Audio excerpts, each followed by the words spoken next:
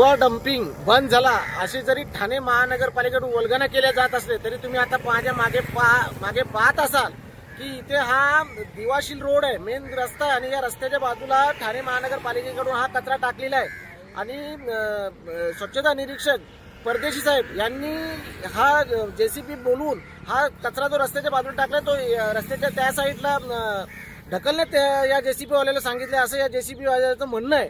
म्हणजे आपण पाहाल की स्वच्छता निरीक्षक हे किती तत्परतेने दिव्यात लक्ष देतात। एकीकडे दिव्यात 3-3, 4-4 दिवस झाले कचरा उचलला जात नाही आणि तोच कचरा नंतर इथे दिवाकडे आणून इथे रोडच्या कडेला टाकून तो पसरला जातो आणि याची दुर्गंधी दिव्यात पुन्हा पसरते। त्यामुळे अशा या बेजबाबदार अधिकाऱ्यावर कारवाई झाली पाहिजे अशी आमची शिवसेना उद्धव बाळासाहेब ठाकरे पक्षाकडून मागणी आहे।